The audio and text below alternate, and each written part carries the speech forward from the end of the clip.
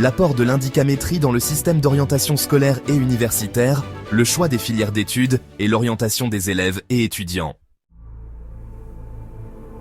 L'objectif général de l'indicamétrie est de contribuer au développement économique et social dans le cadre d'une stratégie plus opérationnelle ou d'une modélisation globale de développement en trouvant une réponse aux interrogations suivantes.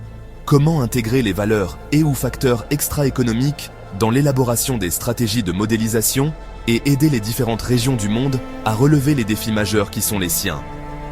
Pour y parvenir, l'indicamétrie élève l'irrationnel au rang de la rationalité intégrale et globale en vue d'une plus grande conciliation entre les deux notions, c'est-à-dire rationalité et irrationalité, visibilité et invisibilité.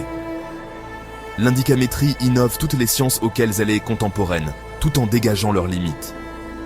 En d'autres termes, l'indicamétrie intègre toutes les sciences et formules existantes en innovant à partir de son apport. Elle n'exclut rien, elle englobe tout. Autant dire qu'elle reste la science de la modélisation globale, du développement capacitaire MGDC. Créer, gérer et développer, c'est ce à quoi sert l'indicamétrie. Intervenant dans la recherche pour la rénovation des systèmes de gestion mondiale, l'indicamétrie propose la méthode d'orientation par énergie capacitaire. Mais qu'est-ce que l'énergie capacitaire? Selon la science indicamétrie, l'énergie capacitaire est l'énergie qui donne de l'efficacité à toute chose, à tout phénomène. Elle est acquérable, développable et implantable, autant elle est aussi destructible et manipulable. L'absence ou l'insuffisance de l'énergie capacitaire peut provoquer une déficience de rendement. L'énergie capacitaire n'est pas palpable, mais elle est manifeste par ses effets. Par exemple, lorsque le taux d'énergie de concentration ou d'énergie de courage est faible, cela se manifeste chez le sujet par la paresse. L'énergie de mobilisation, par exemple, permet au sujet d'être très actif. Cette énergie permet l'accélération et la multiplication des actions. Sa déficience entraîne un engourdissement, une pesanteur dans les actions.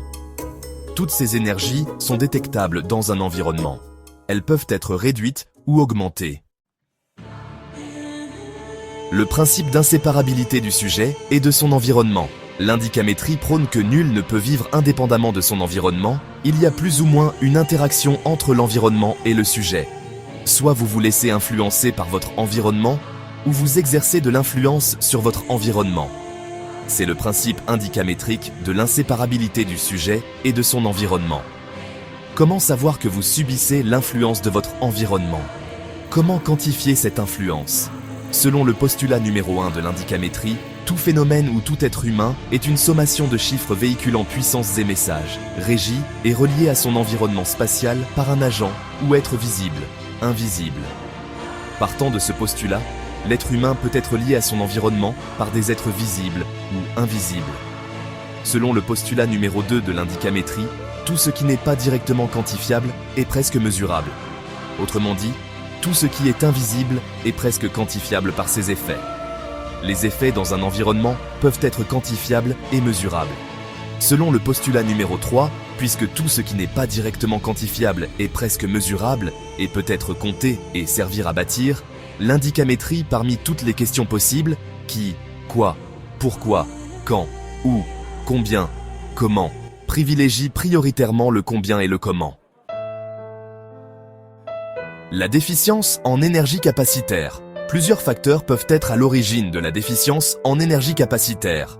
Nous pouvons citer entre autres l'environnement, une notion très complexe en indicamétrie. Il peut s'agir de l'environnement visible comme de l'environnement invisible selon les postulats ci-dessus. L'environnement visible dans le cas précis de l'éducation peut concerner plus les capacités extrinsèques, le lieu d'étude, d'apprentissage, le niveau des enseignants, les outils disponibles. Par contre, l'environnement invisible concerne les capacités intrinsèques, se caractérisant par la relation entre le sujet et les énergies véhiculées dans l'environnement. Par exemple, il arrive qu'un sujet, chaque fois qu'il arrive dans un lieu, il devient anxieux, nerveux ou perd le contrôle de ses facultés. Mais dès qu'il s'éloigne de l'endroit, tout redevient normal en lui. Chacun de nous vit souvent ce phénomène, mais ne sachant à quoi l'attribuer, on continue de vivre, comme si rien n'était que souffrant de ce phénomène. Ce qui est souvent à l'origine de l'abandon de certains projets. Cette manifestation du subjectif, souvent inexplicable aux scientifiques, devient intraitable parce que inexplicable.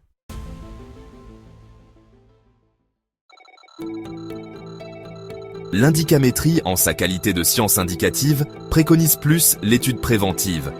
Mieux vaut prévenir que guérir. Elle analyse les différents environnements et détermine la compatibilité entre le sujet et son environnement.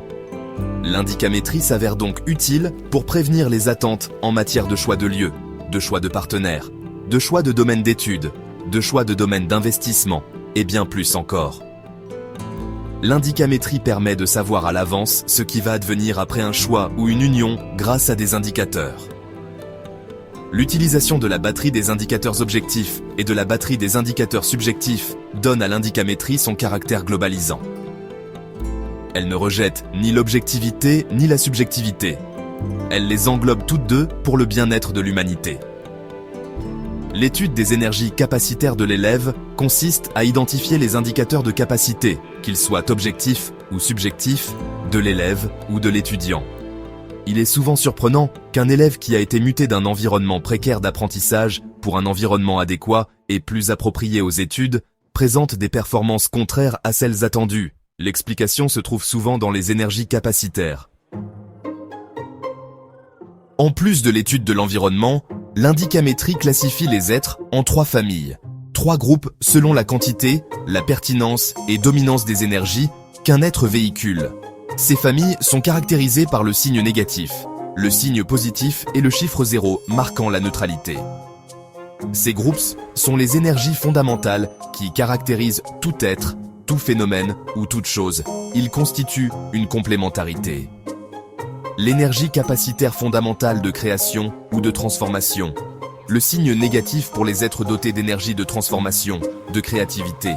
Des êtres capables de créer, de produire, de transformer des situations sans difficulté. Ce sont les transformateurs, créateurs, générateurs et conservateurs. L'énergie capacitaire fondamentale de promotion ou de distribution. Le signe positif pour les êtres dotés d'énergie promotionnelle. Des êtres capables de promouvoir tout ce qui est mis à leur disposition. Ce sont des communicateurs, vendeurs, distributeurs, chargés de promouvoir ce que les transformateurs créent. L'énergie capacitaire fondamentale de régulation ou de gestion. Le chiffre 0 pour les êtres dotés d'énergie de régulation, de gestion et d'arbitrage. Des êtres capables de gérer, de contrôler, de juger et d'apprécier des situations sans difficulté. Tout sujet, tout phénomène appartient à l'un de ces 3 groupes d'énergie par essence pour servir l'humanité. Une mauvaise orientation serait comme un désordre dans le fonctionnement de la société humaine. Vous êtes né pour créer, ne vous cherchez pas à distribuer. Une fois déterminées, mesurées et quantifiées, les capacités seront diagnostiquées pour déterminer les forces et les faiblesses du sujet afin de l'orienter là où il a le plus d'énergie performante, le plus d'atouts et le plus de chances de réussite. À chacun des groupes cités ci-dessus va correspondre un ensemble d'activités compatibles au sein du groupe donné. Si vous êtes d'un groupe donné et que vous vous orientez dans les activités d'un groupe qui ne vous est pas compatible, c'est fort possible que vous connaissiez l'insuccès. Le contraire serait donc l'idéal. Il est souhaitable que très tôt les enfants soient orientés dans les domaines compatibles à leurs énergies fondamentales. Tel est le message que l'indicamétrie a lancé aux décideurs, aux parents et aux élèves et étudiants pour le choix et l'orientation des apprenants en milieu scolaire. Pour en savoir plus sur l'indicamétrie et son impact sur l'éducation, visitez notre site web et abonnez-vous à notre newsletter.